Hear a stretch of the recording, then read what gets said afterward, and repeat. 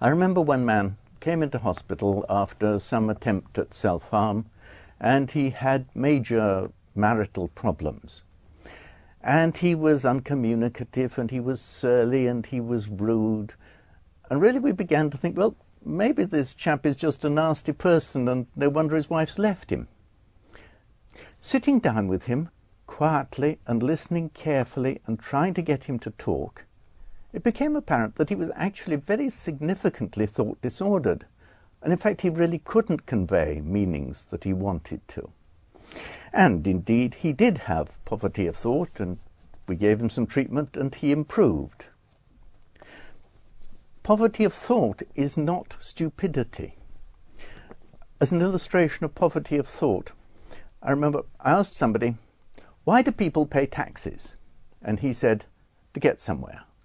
And I said, no, not taxes, but taxes, like income tax or value-added tax. Never thought about it. Well, think about it now. Why do people pay taxes? To get somewhere.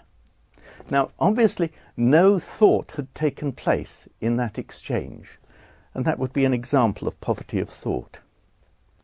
Having detected schizophrenia or the possibility of schizophrenia, the question now is how to manage it. There are two things which you might do. You might refer the person to a psychiatrist. You might start them on medication. Both suggestions will almost certainly be equally unwelcomed.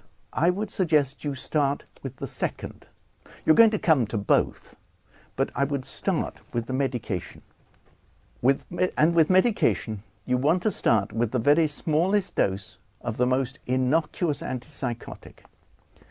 What you are doing is you want to start training them to take medicines. And the thing you must avoid is, if at all possible, is anything in the way of side effects. So you're almost starting with a dose which is too small to have any effect, but you try and persuade them to take it. I went to see a young lady in her 20s, respectable middle class family. She was much troubled with hallucinations. And I listened to her and I persuaded her to start with stelazine 1 milligram per day. Now this was before the newer antipsychotics were available. It was some years ago. She came to see me subsequently as an outpatient, and she had taken the stelazine for a few days and stopped. The hallucinations had stopped. She now seemed very well. She now told me what she had previously denied, and that was that she had taken quite a bit of cannabis.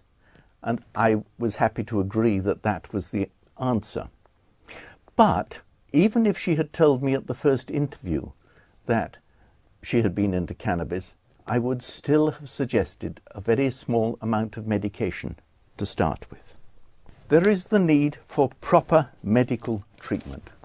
R.D. Laing was wrong. People do not get better from schizophrenia by going and hanging out with others in a house where anything could happen. Parents tend to suggest counselling. Counselling at this stage is useless. I remember one father who suggested sending his son for a 2-week cruise to the Caribbean to help him get over it. Now that would have been fun because actually he was reasonably florid. This illness is a chemical disorder and it needs medicines. And it's nobody's fault. It's just an illness which has happened to people.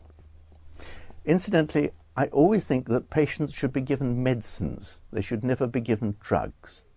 Drugs are nasty things which are sold on street corners and in dodgy pubs to you by criminals.